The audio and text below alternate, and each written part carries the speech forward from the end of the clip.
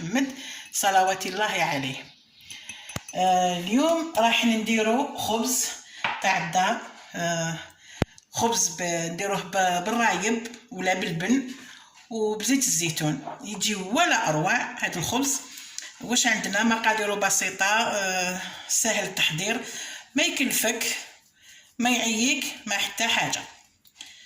وان شاء الله هذا الفيديو تاع اليوم يلقاكم كذلك بخير وعلى خير وتكونوا كامل مهنيين. انا هنا واش عملت 3 كيسان تاع فارينه، نضيفوا لهم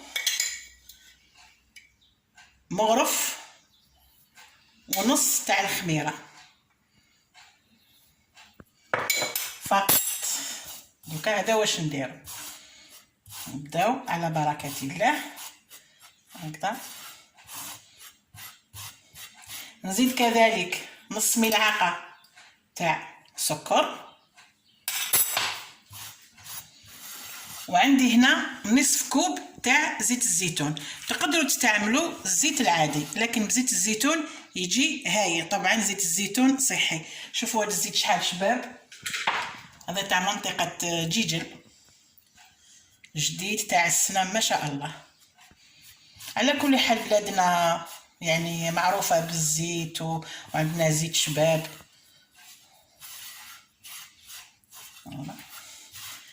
هكذا بالاصابع فقط.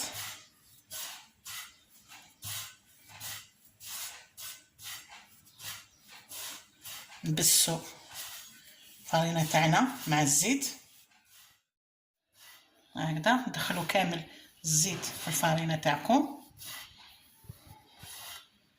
شوف تجي هكذا نبسس.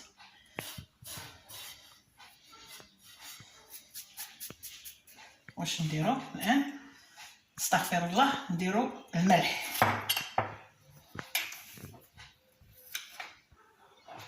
طبعا الملح نتوما تتحكموا فيها، الواحد كيفاش يحب الخبز تاعو، لكن يعني نصيحه ما تكتروش بزاف الملح طبعا باش نتفاداو الامراض. هنا عندي كاس تاع رايب ولا لبن هكذا بشويه ونخلط.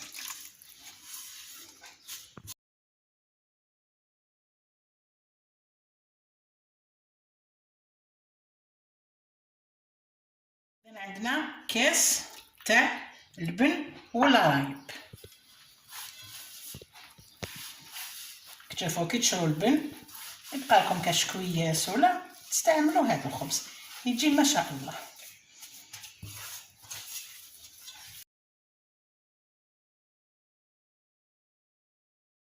هكذا كما كتشوفوا الملاعجين. شتو وصفه سهله، ما في كلش سهله. ها فقط نلمو هكذا برك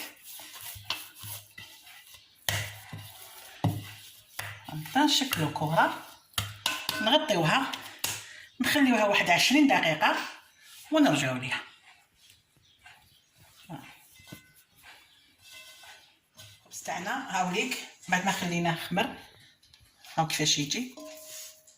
الان هنا درت شويه الزيت في السنيوه، ندهنوها بالزيت. وانا في هذا الوقت راني شعلت الفور تاعي، شعلته يسخن. ها اسمعوا الساعه تيك تاك تيك تاك. فوالا هكذا. بسم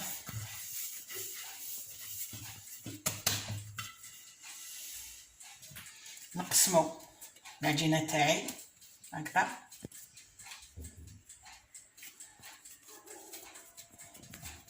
الى خبيزات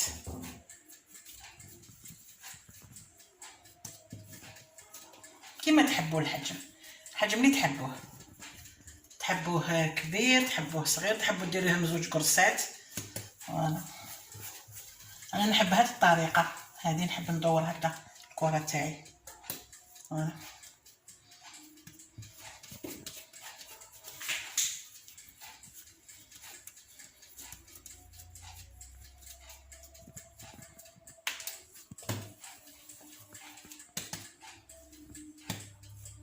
ونديرو هذه.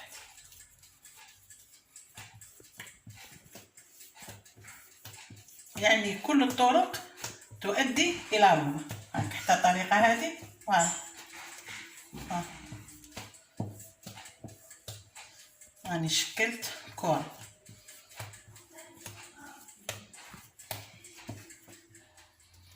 الان واش نديرو؟ نرشو لو بلون دو طرافاي تاعنا، طاولة العمل، ونحلو الخبيزات تاعنا.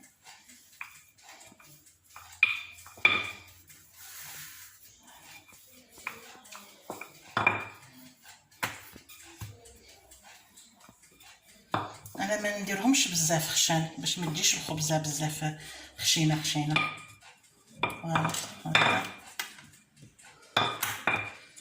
فوالا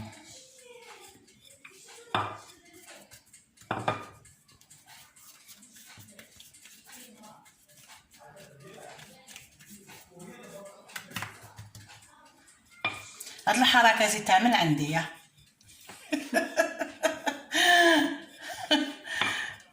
نتوما قرصوهم وخلاص هكذا بيدكم ولا بالحلان ولا كيما تحبوا. هاد الحركه هذه انا تعجبني دائما نديرها هكذا في خبزي. فوالا حطوا الخبزه هنا، نزيدوا ثانيه. واش نقول لكم اللي يشوف القناه لاول مره ماذا بيا تشتركوا في قناتي، وما تنساوش تفعيل الجرس. الجرس هو المهم، لانكم كي ما تفعلوش الجرس ما يوصلوكمش الفيديوهات اللي ننشرهم، وكثير بزاف راهم يعانيو من هذا المشكل. فديروا اشتراك وديروا فعلوا الجرس وخليوا لي كومونتير هكذا حلو كيما نتوما يا الزينونات، وماذا بيا تشجعوني وتبارطاجيو الفيديوهات تاعي، والشكر تلقاوه عند ربي.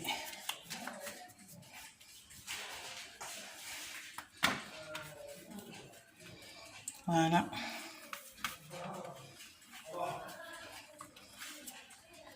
هكذا نزيدو هذه كذلك. هذه راح نديرها هكذا بيضاويه هكذا. في هذه المرحله نخليو الخبز تاعنا يخمر. لما يخمر ويطلع مليح ندهنوه. بعد ما خمر الخبز تاعنا هاو كيفاش خمر، ندهنوه هنايا بشويه مانغارين دايبه. تحبوا تدهنوه بالزيت الزيتون ادهنوه بزيت الزيتون، تحبوا بالزيت عادي ديروه بالزيت عادي. احنايا هنا رانا نديرو فيه بالزبده، ومن الفوق تحبوا تخلوه هكا، تحبوا ديروا له شويه سانوج. هنا نديرو شويه سانوج. فوالا هاوليك الخبز تاعنا، شوفوا كيفاش جا. هذا اللي درنا له السانوج، شوفوا ما شاء الله، شوفوا شحال خفيف. انا ما نحبش الخبز يكون عالي بزاف، اذا تحبوا نتوما شويه عالي ما ترققوش بزاف العجينه كما قلت لكم في الفيديو. هاو كيفاش جا هنا، شوفوا كيفاش هاوك طري ما شاء الله يجي هايل. هاوليك شوفوا كذلك كيفاش يجي خبزنا. نقطع معكم هذه، نزلها شويه سخونه. نقطع هذه معكم بسم الله. شوفوا كيفاش جاي خفيف، شوف داخل كيفاش ما شاء الله. شوفوا الداخل هاوليك.